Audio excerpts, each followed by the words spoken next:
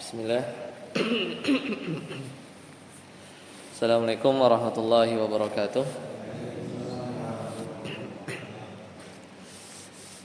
Innal hamdalillah nahmaduhu wa nasta'inuhu wa nastaghfiruh wa na'udzu billahi min shururi anfusina wa min sayyiati a'malina may yahdihillahu fala mudilla lahu wa may yudlil fala hadiya lahu. Asyhadu an la ilaha illallah wahdahu la syarika lah wa asyhadu anna Muhammadan abduhu wa rasuluhu la nabiyya ba'dah. Qala Allah ta'ala fil Qur'anil Karim, a'udzu billahi minasy syaithanir rajim. Ya ayyuhalladzina amanu taqullaha haqqa tuqatih wa la tamutunna illa wa antum muslimun. Ya ayyuhan nas ittaqu rabbakumul ladzi khalaqakum min nafsin wahidah وخلق منها زوجها وبث منهما رجالا كثيرا ونساء واتقوا الله الذي تساءلون به والأرحام إن الله كان عليكم رقيبا يا أيها الذين آمنوا اتقوا الله وقولوا قولا سديدا يصلح لكم أعمالكم ويغفر لكم ذنوبكم ومن يطع الله ورسوله فقد فاز فوزا عظيما أما بعد. Bapak-bapak sekalian, ya, sidang salat maghrib rahimani wa rahimakumullah. Kembali kita masuk dalam pembahasan kitab fikih muyassar, ya, ini mazhab Hambali. Sekarang masuk di pertemuan yang ke-21. Ya, terakhir di bulan yang lalu pertemuan 20 kita selesai membahas tentang salat jamaah, ya, bagian 2 selesai. Sekarang kita masuk pembahasan selanjutnya adalah al-babus tsamin, yaitu bab yang ke-8 fil imamati fis shalah, yaitu ini berbicara tentang imam dalam salat. Jadi sebenarnya masih rangkaian dari kitabus shalah. Ya, kemarin kita bahas salat jamaah, ini dibahas dari sisi atau bab tentang imam. Ya, kata penulis para ulama dari mazhab Hambali, wa fihi masail. Maka di sini ada beberapa pembahasan.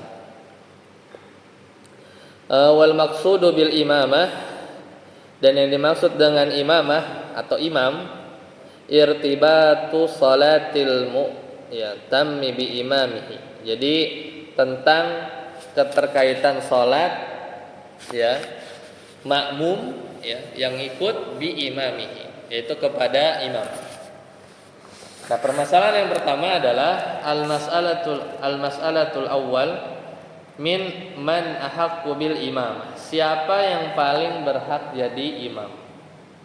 Maka kata Nabi sallallahu alaihi wasallam, bayyana Rasulullah sallallahu alaihi wasallam al-haqqa bil imamah wal ula biha fi qoulihi. Jadi Rasul pernah jelasin, yaitu siapa yang berhak menjadi imam dan lebih utama, yaitu sebagaimana sabda Nabi sallallahu alaihi wasallam. Di sini diriwayatkan oleh Imam Muslim, kata beliau, ya ummul qauma. Jadi satu kaum hendaklah dia menjadi yang mengimami satu kaum, ya, aqra'uhum, yang paling, ya, aqra'uhum li kitabillah, itu yang paling bagus bacaan Al-Qur'an. Fa in kanu fil qira'ati sawa, kalau dari sisi bacaan Al-Qur'annya itu sama, setara, maka fa'alamuhum bisunnah, maka pilih yang paling paham dengan sunnah. Jadi misalnya selevel, ya, hafalan sama, bacaan bagus sama, maka pilih yang paling paham terhadap sunnah Nabi sallallahu alaihi wasallam. Maka inilah hikmah atau, ya, efek ketika seorang itu lebih berilmu, ya, dia lebih didahulukan. Fa in kanu fis sunnati sawa, nah, kalau dari sisi keilmuan juga sama, maka fa aqdamuhum hijratan, maka dahulukan yang paling duluan hijrah. Ini konteksnya para sahabat berarti ya. Para sahabat itu kan hijrah ke Madinah itu berperiode-periode ya. Jadi nggak semua langsung pindah. Maka yang duluan hijrah alias yang paling berat tentunya ya, itu yang didahulukan. Kalau apa? Qiraat bacaan sama, kemudian ilmu terkait sunnah Nabi SAW juga sama, maka dahulukan yang hijrah. Ya, atau kalau konteks sekarang mungkin yang duluan masuk Islam, misal ada di antara dua mualaf, mana yang didulukan ya? Tapi tadi urutannya itu dulu, bacaannya bagus sama, paham sunnah sama, maka duluan yang hijrah atau yang masuk Islam itu lebih utama tentunya ya, karena dia lebih dulu beriman. Fa in kanu fil hijrati sawaan fa aqdamuhum silman. Nah, maka kalau hijrahnya sama, maka hijrah sama, ini kondisi yang tadi ya. Para sahabat hijrahnya sama, tapi mesti ada yang beda, yaitu dulukan yang pertama masuk Islam. Ya, jadi keimanan ya diurut, ya diurut mana yang masuk Islam lebih pertama. Nah, maka dari hadis ini yaitu ada beberapa poin ya. Yaitu seorang yang dijadikan imam itu harus apa? Pertama tadi, yaitu yang paling ajwaduhum qiraatan, yang paling jawad. Jawad itu yang paling dia ngerti tajwid. Ya, jawada yujawidu artinya membaguskan, paling bagus, ya paling bagus. Makanya kadang suka kita kalau download Murotal itu ada mujawad ya. Mujawad itu artinya ya dia kadang bacaannya pelan ya, memang benar-benar dilihat satu persatu tajwidnya ya. Seperti itu. Nah, kemudian yang kedua, tsummal aqdamu wal asbaqu hijratan. Kalau sama tadi ya, cari yang mana yang lebih dulu tadi yang paling ilmunya terhadap sunnah itu lebih paling berilmu.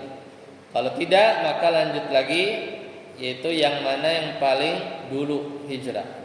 Min baladil kufri ila baladil Islam. Dari negeri kufur ke negeri Islam. Idza kanu fil qiraati wal ilmu bis sunnati sawa'an. Kalau bacaan dan ilmu dia terhadap sunnah itu sama. Summal aqdamu islaman, kemudian didahulukan keislaman. Kalau semua poin tadi sama, maka didahulukan mana yang masuk Islam. Nah, adapun hadis yang tadi diriwayatkan Imam Muslim berhenti sampai pada yang mana yang lebih dulu Islam. Nah, kalau Islamnya sama, bareng, bisa nggak? Bisa aja. Ada sahabat semuanya sama, bacaan sama, paham sunnah sama, hijrahnya bareng, masuk Islam juga kebetulan bareng. Mana yang didahulukan? Summa al-akbaru sinan. Duluin yang paling tua dari sisi umur. Kalau semua tadi selevel ya, selevel. Ya, jadi dahulukan yang paling tua. Fa'in ya tadi ya, kalau sama ya, fa'in kanu fil hijrati sawaan faqdamuhum silman. Di riwayat yang lain sinan. Nah itu. Di riwayat yang lain umur. Jadi bukan Islam tapi umur. Ya, makanya itulah urutannya.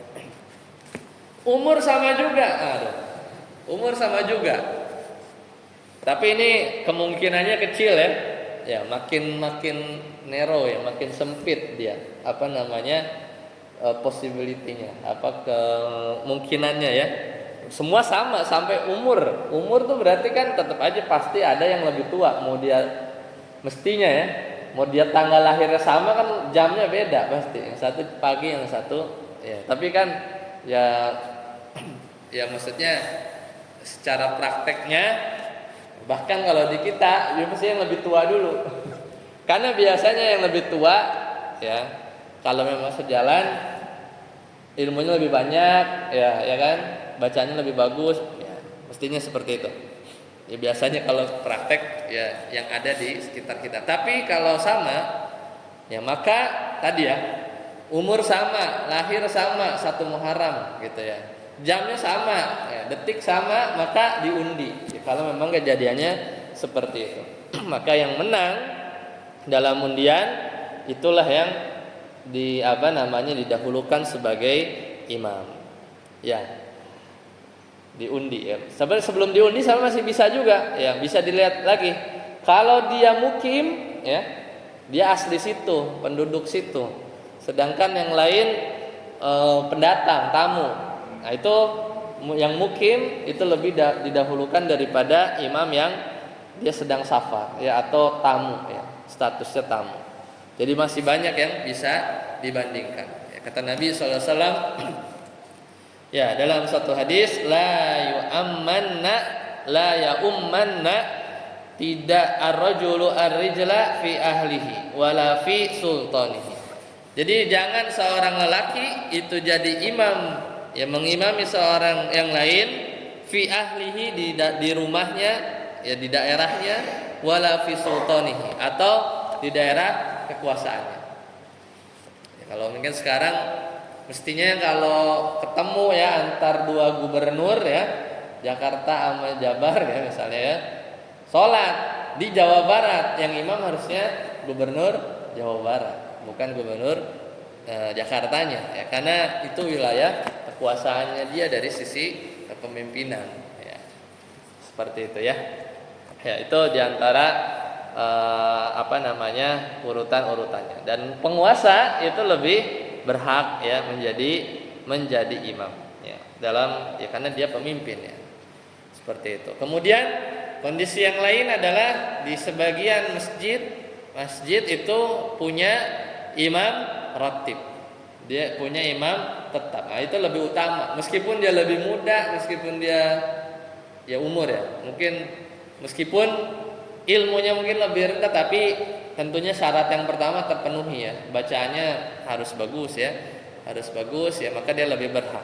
Ya bahkan orang di luarnya kalau memang sudah ditetapkan satu masjid punya imam ratib, itu tidak boleh ya, tidak boleh menggantikan sampai memang ya diberi kesempatan ya oleh imam ratib tersebut. Baik, itu pembahasan apa tadi? Siapa yang berhak menjadi imam. Selanjutnya, al-mas'alatus tsaniyah, bab atau permasalahan yang kedua, yaitu tentang orang yang nggak boleh jadi imam. Kalau tadi kan yang berhak, sekarang yang nggak boleh. Maka diharamkan ya menjadi imam itu pada kondisi-kondisi berikut. Yang pertama, imamatul mar'ati birrajul. Ya. Jadi imam ya seorang perempuan mengimami lelaki, nggak boleh. Tapi kalau kata orang liberal boleh, ya kata orang liberal itu boleh. Ya bahkan kata mereka kalau perempuan habis ditalak punya masa iddah, laki-laki juga kalau ditalak punya masa iddah, repot kita. Laki-laki punya masa iddah juga. Nah, inilah di antara agenda besar biasanya orang-orang yang kaum liberal ya, yang menggaungkan pluralisme agama dan seterusnya, dan juga biasanya mereka menafsirkan Al-Qur'an dengan metode hermeneutika ya. Jadi hermeneut itu artinya metode penafsiran atau kritik Bible, namun dipakai ya untuk menafsirkan Al-Qur'an ya. Jadilah tidak bisa ya, tidak nyambung. Itu sebagian pendapat mereka. Nah ini nggak boleh. Kenapa? Tadi seorang perempuan mengimami seorang lelaki li umumi qoulihi sallallahu alaihi wasallam, yaitu di dalilnya adalah keumuman hadis dari Nabi sallallahu alaihi wasallam, lan yufliha qaumun wallau amrohum imra'atan. Lan yufliha, tidak akan beruntung, falah lan yufliha, tidak akan beruntung, kaumun lan yufliha qaumun, tidak beruntung seorang atau satu kaum, wallau amrohum imra'atan, kalau dia menyerahkan urusannya kepada wanita. Ya, jadi ini keumuman ya, keumuman dari hadis Nabi SAW. Karena hukum asalnya wanita ini, yang namanya wanita itu bahkan posisi safnya itu adalah yang paling utama di mana? Di paling belakang. Kalau bisa paling nempel belakang itu paling utama kalau perempuan. Tapi kalau laki-laki kebalik, justru yang paling utama adalah saf yang terdepan. Bahkan kalau bisa diundi ya, kalau bisa diundi. Ya, satu. Kemudian yang kedua, yang siapa yang haram jadi imam? Tentunya imam yaitu orang yang berhadas. Ya itu, mau jadi imam nggak jadi imam juga berhadas. Ya, dia punya hadas ya tidak boleh ya, tidak boleh jadi imam. Imamatul muhdits wa man 'alaiha wa man 'alaihi najasatun. Jadi keimaman orang yang punya hadas dan orang yang terkena najis, wa huwa ya'lamu dzalik, dan dia tahu di badannya itu dia mengetahui dia terkena najis. Ya, seperti itu ya.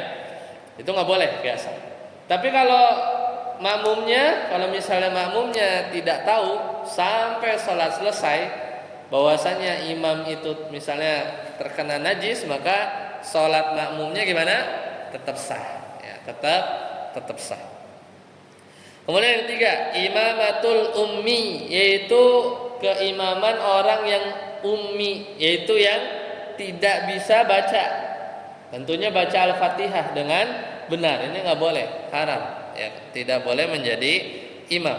Kenapa? Karena ketika dia membaca Al-Fatihah tidak bisa atau misalnya tidak benar, sedangkan Al-Fatihah itu adalah rukun sholat, maka sholatnya tidak sah. Begitu juga keimaman dari orang tersebut atau seorang tersebut. Jadi pertama apa tadi? Wanita nggak boleh, jadi imamnya laki-laki. Yang kedua, imam yang terkena hadas atau punya hadas. Yang ketiga, imam yang ummi. Ummi itu nggak bisa baca, maksudnya tidak bisa fasih dalam membaca Al-Fatihah. Kemudian yang keempat, imamatul fasikil mubtadi, yaitu ini menurut mazhab Hambali, yaitu keimaman orang yang fasik ya dan ahli bid'ah. Kata beliau atau kata para ulama di sini, la tasihhus salatu khalfahu idza kana fisquhu zahiran. Enggak sah keimaman salat seseorang itu di belakang orang yang fasik kalau dia menunjukkan kefasikannya. Jadi secara zahir dia memang mempertontonkan kefasikannya. Ya, dia misalnya terkenal sebagai seorang pezina dan dia mempertontonkannya, maka nggak bisa ya. Tidak sah bahkan kalau menurut mazhab Hambali.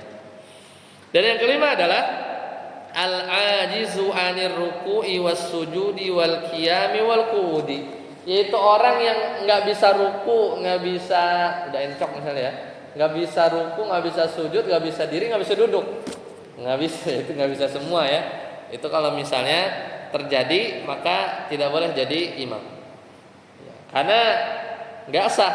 Apalagi makmumnya bisa semua, bisa ruku, bisa sujud, bisa duduk, bisa diri, sedangkan imamnya enggak, maka nggak bisa ya. Harus dipilih imam yang bisa melakukan gerakan-gerakan yang wajib dalam sholat. Ya, selesai. Itu terkait orang yang tidak diharamkan menjadi imam. Tadi kan yang berhak, kedua yang haram, yang ketiga sekarang yaitu orang-orang yang tukrihu imamatuhu, yaitu yang makruh menjadi imam.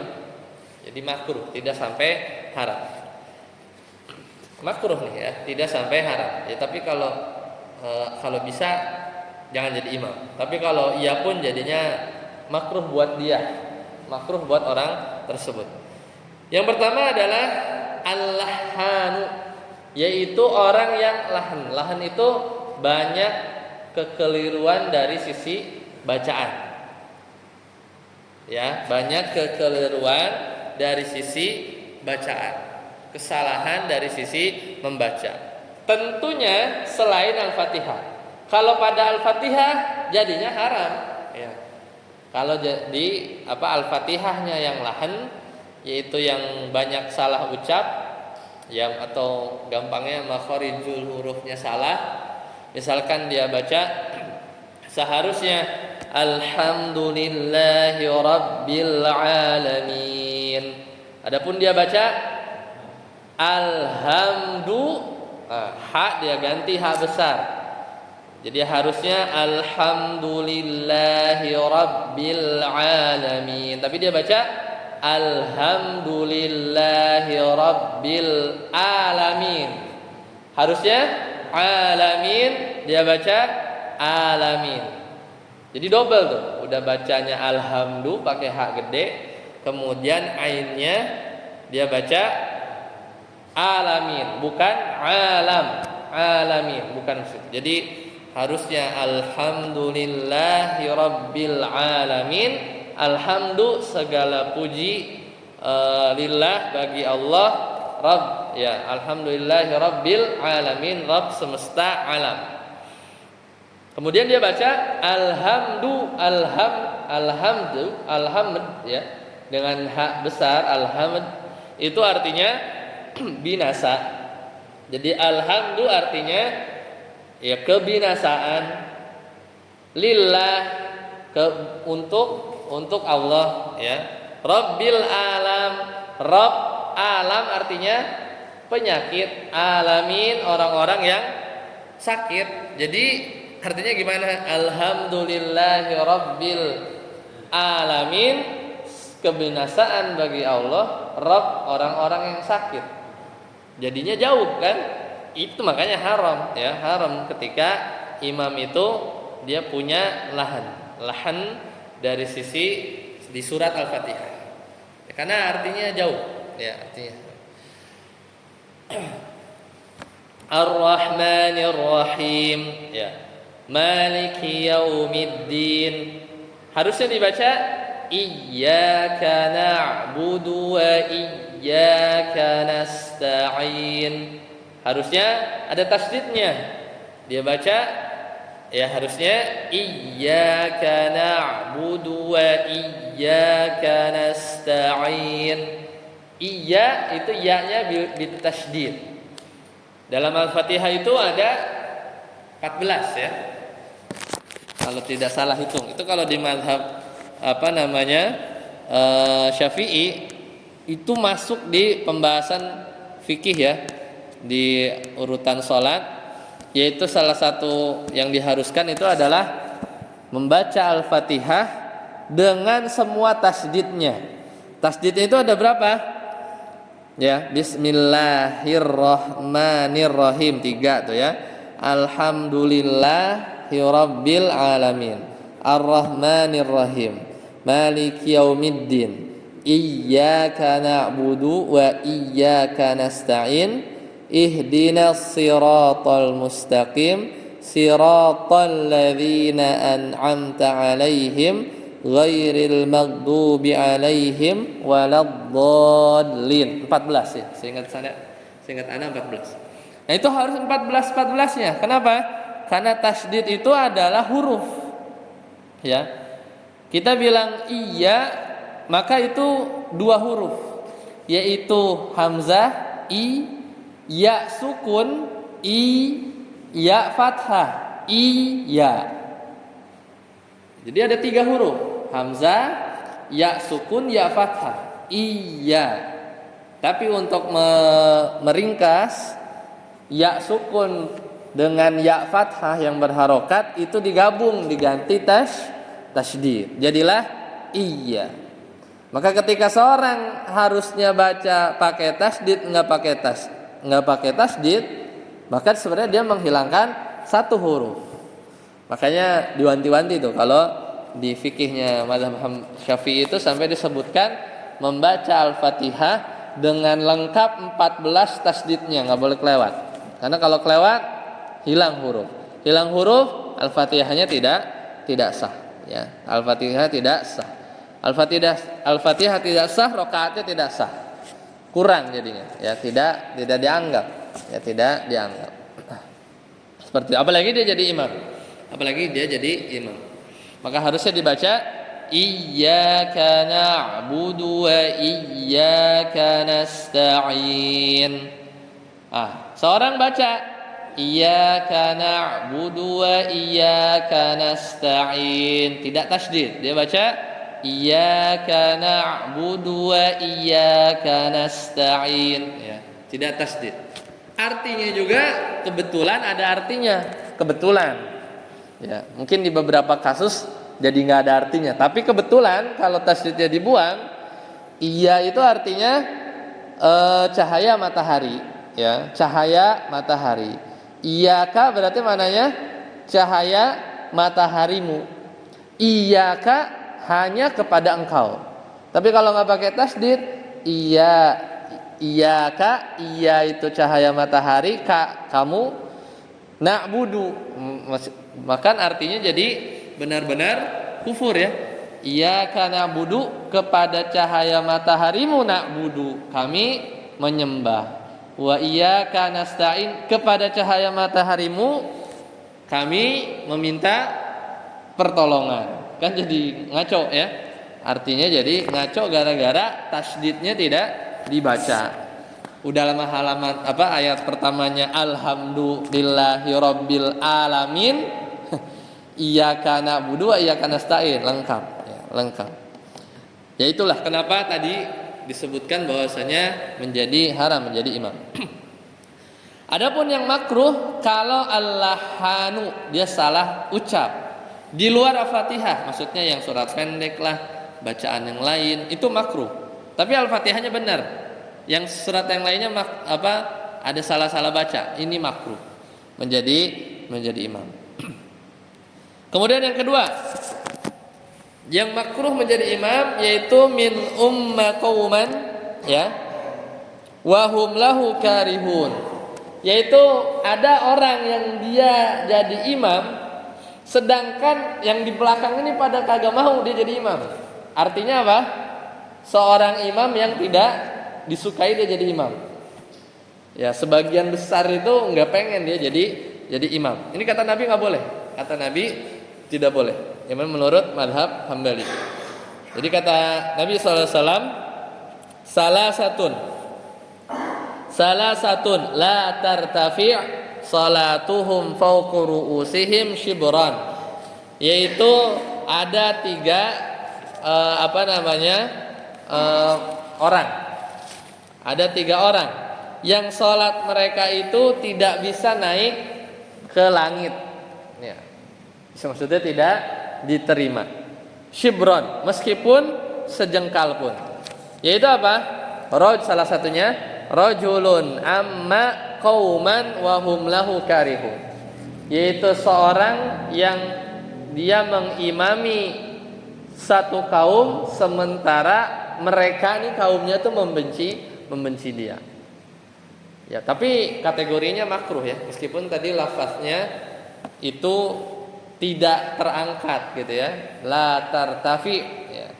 Jadi tidak, sholatnya itu tidak naik, maksudnya tidak diterima oleh Allah. Itu seorang imam yang dia mengimami satu kaum, namun kaumnya itu sebenarnya membenci, tidak suka dia menjadi imam. Ya, makanya tidak sampai haram tapi makruh. Tidak sampai haram tapi makruh menurut madhab Hambali. Nah, kemudian yang ketiga, man fi ba'dal huruf, yaitu ketika orang yang dia samar-samar baca hurufnya. Jadi kadang kayak nyambung terus, ya, huruf satu dengan huruf yang lain tuh kayak tidak jelas, satu persatu huruf itu tidak jelas. Jadi orang yang seperti ini makruh, wala yufsah, dan juga tidak fasih. Ini juga dimakruhkan menjadi imam. Selesai. Jadi ada yang berhak, ada yang haram, ada yang makruh. Makruh sebenarnya masih boleh, tapi ya tidak disukai. Ya. Maksudnya bukan masih boleh. Ya, sholatnya tetap sah maksudnya. Sholatnya tetap sah, namun ya lebih utama ditinggalkan. Ya, tapi kalau ya tidak bisa, ya mau nggak mau, ya, tapi tetap sah, karena tidak sampai merusak benar-benar 100% dari sholat. Nah, selanjutnya pembahasan yang keempat, maudhu'ul imami minal ma'mumin, posisi imam terhadap makmum. Di manakah dia? Maka kata Nabi sallallahu alaihi wasallam, anna jabiran wa jabiran waqfan, anna jabiran wa jabbaran waqafa, bahwa Jabir dan Jabbar waqafa, salah satunya berdiri, ahaduhuma an yaminihi, sebelah satunya di kanan, wal akhar an yasarihi, dan satu lagi di kiri. Fa akhadha bi aydihima hatta aqamahuma khalfahu, dan kemudian beliau memegang tangan keduanya sehingga mendirikan keduanya di belakang beliau. Jadi datang Nabi lagi sholat, kemudian satu datang di kanan, satu datang di kiri, dimundurin ya supaya posisinya ada di belakang. Ya seperti itu ya. Tapi kalau makmumnya satu laki-laki, maka dia di mana? Di sebelah kanan sejajar, ya sejajar.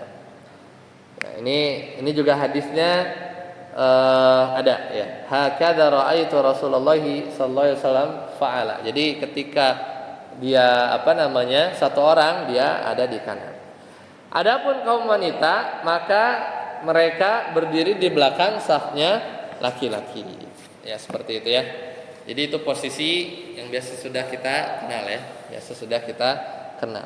Dan otomatis saja ya. Dan otomatis saja kalau misalnya hanya seorang, itu berarti sejajar, kemudian datang satu orang yang lain. Kalau di mazhab Syafi'i itu agak diatur tuh. Mundurnya itu berstep ya. Kalau kita kan langsung saja mundur dan sejajar dengan yang lain. Tapi kalau di mazhab Syafi'i itu nggak bisa banyak-banyak. Dia 1, 2 gitu ya. Karena di pembahasan detail mereka itu nggak boleh banyak gerak lebih dari 3. Jadi setelah sudah selesai gitu, kemudian dia mundur lagi satu lagi. Kalau di perincian mereka. Tapi bagi kita ya di mazhab Hambali itu langsung saja disesuaikan. Ya. Meskipun langkahnya lebih banyak. Dalilnya apa? Ya, karena ada uzur. Ya, sebagaimana Nabi SAW juga punya uzur ketika membukakan pintu. Ya kemudian ada uzur lain. Misalnya ketika cucu-cucu Nabi SAW naik ya menggendong dan lain, itu kan banyak gerak. Namun Rasulullah SAW tidak mengulang sholatnya. Wallahu a'lam bishawab. Nah kemudian yang kelima, al-mas'alatul khamisah, yaitu yang ditanggung oleh imam dari makmum. Jadi imam ini juga punya beban. Ya, bahkan sampai-sampai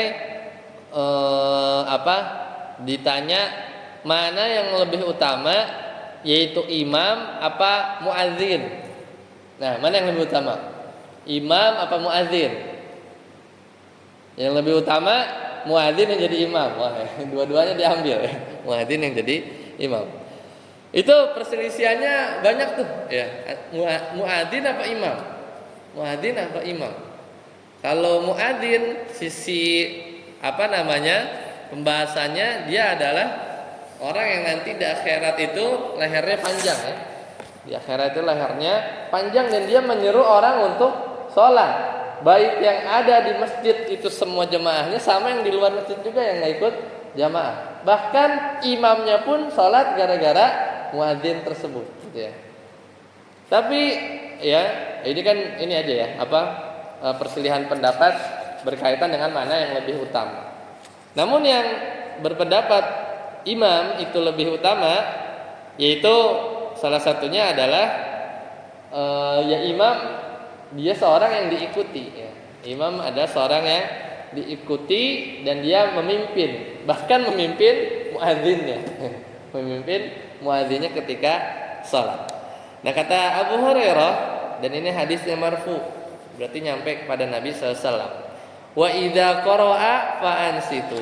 Ya, jadi kalau imam itu baca, kita diam. Ya, kita diam. Dan juga Nabi sallallahu alaihi wasallam, man kana lahu imamun, kalau seorang sudah punya imam, fa qira'atuhu lahu qira'atun, maka bacaannya dia imam itu bacaannya makmum. Ya, bacaan imam bacaan makmum. Makanya di mazhab Hambali kita diam. Ya, diam. Jadi di salat-salat yang jahar. Di salat-salat yang jahar, itu salat-salat yang bacaannya dikeraskan, maka bacaan imam itu bacaan makmum. Tapi kalau di mazhab Syafi'i enggak, tetap baca Al-Fatihah. Ya, baca Al-Fatihah. Kenapa ya? Karena la salata ya tidak ada salat bi qiraatil Fatihah kama qala. Ya, jadi tidak ada salat kecuali ya di situ ada Al-Fatihah. Ya kita bilang kalau dari mazhab Hambali, ya kita baca Al-Fatihah itu dibacain imam. Dibacain imam, kita jawab ya kan. Ya sebenarnya itu perselisihan yang tidak perlu terlalu didetailkan. Ya, karena memang Nabi, tapi di sini di mazhab Hambali juga cukup kuat. Wa idza qara'a fa ansitu. Kalau baca, imam baca, diem, dengerin, gitu kan. Jadi cukup kuat juga gitu ya. Terus juga lebih clear lagi, kalau kita punya imam, man kana lahu imamun fa qira'atuhu lahu qira'atun. Ya, jadi bacaan imam itu bacaan dia. Nah, mungkin ini case-nya ketika sholat ada imam baca keras, kita di pojok jauh. Kedengeran juga enggak. Kedengerannya cuma Allahu Akbarnya aja. Baca enggak? Enggak juga masalah ya. Tapi kalau baca pun ya kita enggak dengar imam baca apa. Ya. Dan kita lebih bisa mengamalkan hadis Nabi SAW itu tadi agar lebih selamat. Kita baca Al-Fatihah minimal Al-Fatihahnya kita baca. Minimal Al-Fatihah kita baca. Tapi sekalipun jauh, misalnya di Masjidil Haram juga itu speaker udah di mana-mana ya, kadang udah terdengar. Dulu mungkin enggak. Makanya ya ini kan fikih-fikih klasik itu kondisi-kondisi zaman dulu juga kadang. Ya, makanya ada perbedaan pendapat sedikit. Ya, selesai, kita sampai sini dulu, yaitu di masalah kelima. Insyaallah nanti kita lanjutkan pembahasan selanjutnya di pertemuan yang akan datang, yaitu bahwasanya makmum itu nggak boleh mendahului imam. Sampai sini dulu, silakan kalau ada pertanyaan. Ya, silakan. Dalam hal imam besar masjid Istiqlal. Imam ratib berarti ya? Ya, sekarang ini. Sekarang. Kita udah tahu kayak begitu keadaannya. Sangat sholat kita di belakang. Jadi kalau ya kita nggak tahu detail ya, kita tidak tahu detail ya, cuman kalau memang kita pas gitu ya berimam dengan beliau ya, selama bacaannya tidak ada yang keliru gitu ya, maksudnya masih memenuhi syarat ya, kemudian rukun-rukunnya aman gitu, kondisi sholatnya kita ya sah. Tapi paling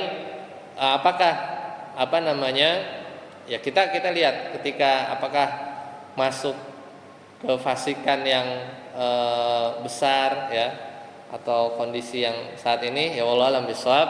Ya selama kita mungkin ya minimal untuk kita ya, kalau memang tidak ada lagi imam dan nggak bisa diganti juga, minimal untuk kondisi kita sah. Tapi untuk kondisi, apalagi untuk kondisi orang-orang yang mungkin tidak tahu keadaan yang sebenarnya itu lebih sah lagi, yang nggak ada alasan sehingga sholatnya tidak sah. Tapi mungkin bagi orang-orang yang tahu detail gitu ya, apa yang dilakukan, kategorinya masuk ke fasikan atau tidak, ya itu pun menurut ana ya minimal ya makruh lah, karena kita tidak tahu ya asli secara zahirnya, ya kita menghukumi ya apa yang kita lihat gitu ya. Tapi kalau misalnya kita makin tahu lagi hakikat aslinya, maka lebih baik ditinggalkan. Berarti tergantung sebagaimana seberapa paham kita mengenai kondisi orang tersebut. Maksudnya begini, kalau misalnya ada orang kakek-kakek, nenek-nenek atau pedagang mungkin nggak tahu gimana-gimananya, ya kita tahu ya bagi dia sah, tidak ada masalah. Ya, masalah apa yang menjadi patokan adalah ya kita melihat hakikat orang tersebut secara zahir, seyakin apa ya bahwa kondisinya itu memang kadang misalnya bermaksiat atau yang lain, itu tergantung dari informasi yang kita dapat. Wallahu a'lam bishawab. Seperti itu. Ada lagi? Silakan.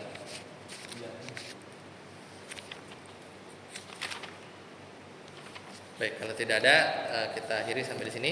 Subhanakallahumma wa bihamdika asyhadu an la ilaha illa anta astaghfiruka wa atubu ilaik. Assalamualaikum warahmatullahi wabarakatuh.